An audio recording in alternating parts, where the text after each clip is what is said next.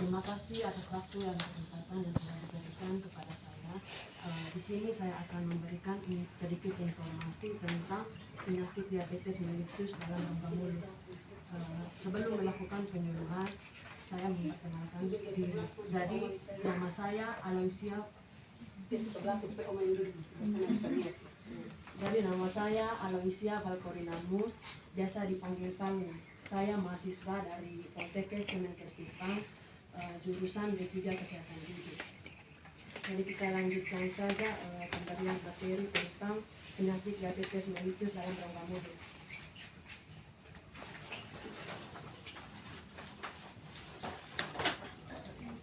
Jadi yang dimaksud dengan penyakit diabetes mellitus ini merupakan salah satu penyakit yang menyerang siapa saja. Terjadinya penyakit diabetes mellitus ini karena dapat menimbulkan komplikasi, salah satunya di dalam rongga mulut. Jadi ini adalah gambar penyakit diabetes mellitus. Oh, bisa lihat ya.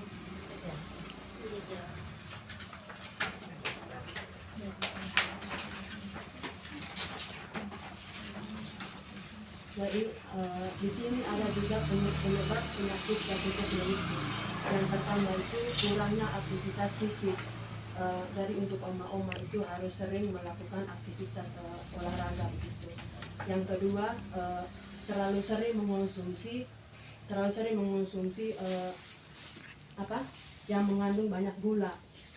Oma bisa melihatkan gambar saja di sini. Yang berikut itu harus sering mengontrol gula darah ke puskesmas, ke rumah sakit begitu. Yang ketiga terlalu berkurangnya produksi insulin dan insulin.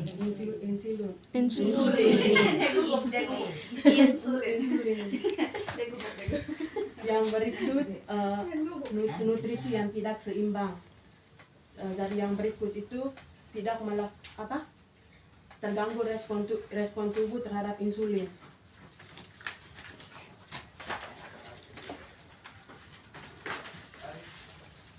Yang berikut ada juga gejala penyakit diabetes mellitus. Yang pertama itu berat badan menurun. Yang kedua cepat merasa lelah. Terus yang berikut itu gatal-gatal pada kulit, ini seperti bintik-bintik merah di kulit ini. Seperti yang ibu dokter bilang tadi, ini bisa menggunakan minyak lapa. Terus ini hand body. Terus yang berikut itu sering merasa haus. Itu dapat menyebabkan penyakit diabetes mellitus juga. Yang berikut gigi mengalami kegoyangan. Terus yang berikut radang gusi. Yang bisa terjadi radang gusi ini karena malas menyikat gigi, terlalu banyak penumpukan karang gigi begitu.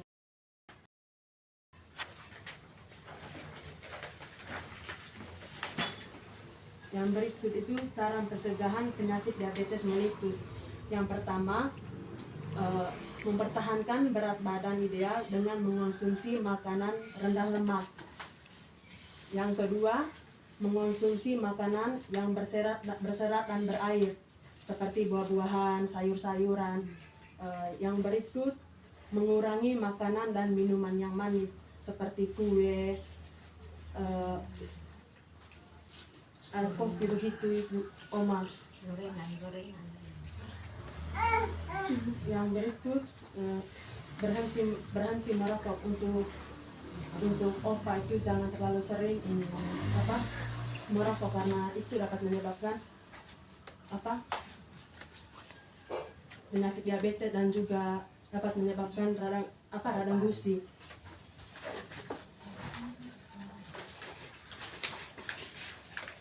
Yang berikut itu hubungan penyakit diabetes mellitus dengan kesehatan rongga mulut.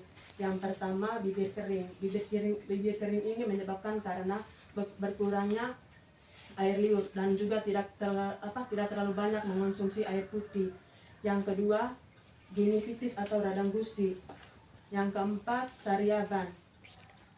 Yang kelima itu bau mulut. Bau mulut ini karena tidak menyikat gigi setelah mengonsumsi makanan. Yang berikut gigi goyang. Itu saja penyuluhan dari saya. Mungkin dari oma-oma bisa mengajukan pertanyaan yang berkaitan dengan hubungan penyakit diabetes mellitus dengan kesehatan rongga mulut.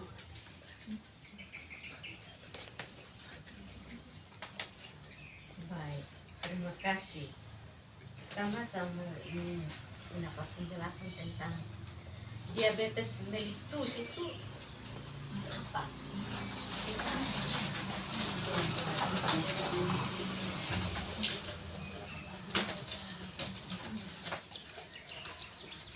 Ada di sini. Tadi saya menjawab pertanyaan dari Oma. Seperti yang saya jelas tadi itu, penyakit diabetes mellitus itu salah satu penyakit metabolisme yang mampu menyerang siapa saja.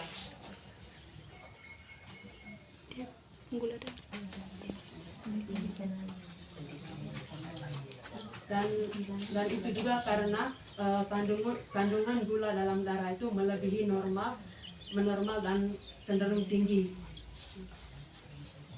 Yang berikut, gambar itu saya lihat ada hitam di kaki apa semua. Itu tentu merupakan satu gejala yang parah kok termana. Iya, Oma, ini adalah gambar penyakit yang sudah terlalu parah. Agak dapat munculnya hitam-hitam, merah-merah. Itu gatal kok. Iya, gatal.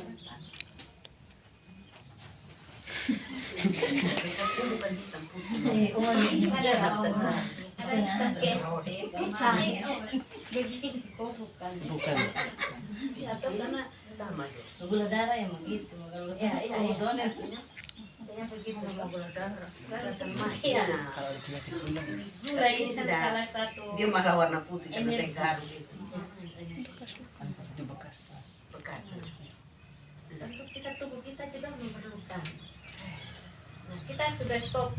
Nah, jangan minum teh atau minum kopi yang bergula lagi. Nah, kita dapat ini apa gula itu dari apa? Dari makanan, dari sayur-sayuran kah, atau buah-buahan kah, atau bagaimana? Ada kadar gulanya. Iya, ada. Yang normal itu untuk gula darah itu Oh, itu normal gula darah itu 140. 140. Tapi kalau dia naik, ada orang bilang, wih, gula darah naik, sakit. Gula darah tuh sakit. Kok tuh jadi bingung begitu tuh. Ya, normal lah. Memang ya artinya mungkin pada kami yang ada sini nih gula darahnya ada tapi masih dalam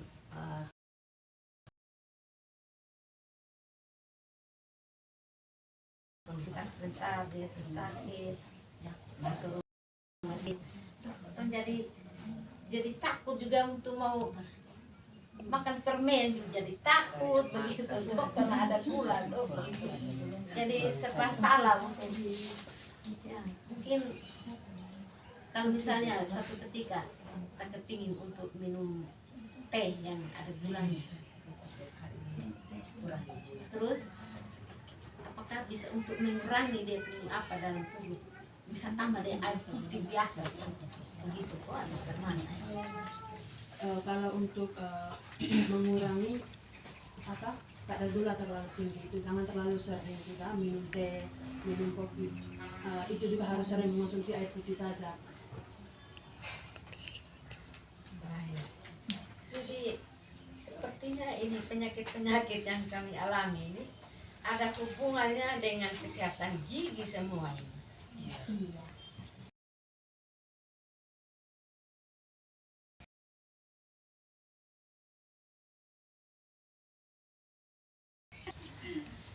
Tidak kan? Bagi yang gigi goyang, Harus gigi semua goyang ini melalui rongga mulut. cabut semua pakai ini gigi palsu sudah. Bakteri kumpul baru. Karena memang penyakit diabetes ini kadang-kadang kami berpikir aduh kita gula darah kok karena mana ini, jadi mau makan ini salah, mau makan itu salah gitu. Jadi itu kebanyakan minum air putih sudah. Lalu makan nasi putih. Ada orang bilang ya jangan makan nasi putih lah, makan jagung kok, makan nasi merah kok, begitu apa. Kadar gula di nasi putih dengan nasi merah atau jagung itu kira-kira perbedaannya seperti apa? Kalau kadar gula di nasi putih itu tidak terlalu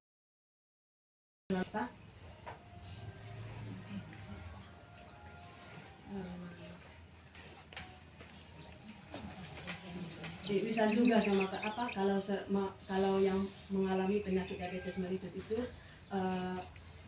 kalau mengonsumsi makan nasi putih itu bisa juga ini kadar gula naik ya Bu. Terus ada yang bilang kalau diabetes itu orang diabetes jangan makan bubur, betul kan? Betul Ibu Dokter? Oh gimana ini? Sebenarnya tergantung jumlah. Kalau nasi apapun nasinya itu dia kan walaupun dia rasanya tawar, waktu kena saliva atau ludah dia diubah menjadi glukosa. Glukosa itu gula di dalam tubuh.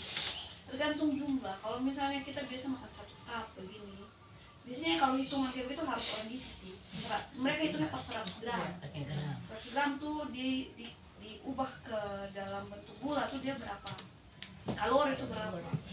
Nah sebenarnya mau kita makan 1 cup, berbeda antara 1 cup orang yang habis makan tapi langsung duduk tidur tanpa olahraga, gulanya di deposit itu artinya ditabung, dia menumpuk. Beda dengan yang habis makan dia pakai untuk kerja atau energi, itu dia pakai kerja, gulanya diubah kayak bensin dalam tubuh, dia pakai kerja, jadi gulanya tidak menumpuk dalam tubuh. Jadi tergantung porsi jumlahnya dan aktivitas fisik. Jadi boleh juga makan bubur begitu kok. Karena bilang diabetes itu cuma boleh makan bubur, makan nasi sah. Nasi lah harus. Kalau lagi sakit atau omanya giginya ompong, makanya bubur.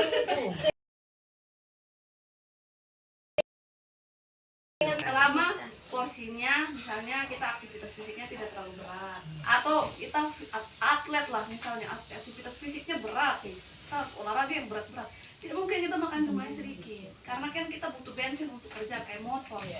Kalau kita istilahnya makan duduk sana nonton TV begini, itu barang yang habis kita makan tuh terdeposit dalam tubuh, terkumpul numpuk lagi, habis itu lapar lagi makan lagi, dia tertumpuk lagi kayak gitu, dia tertumpuk.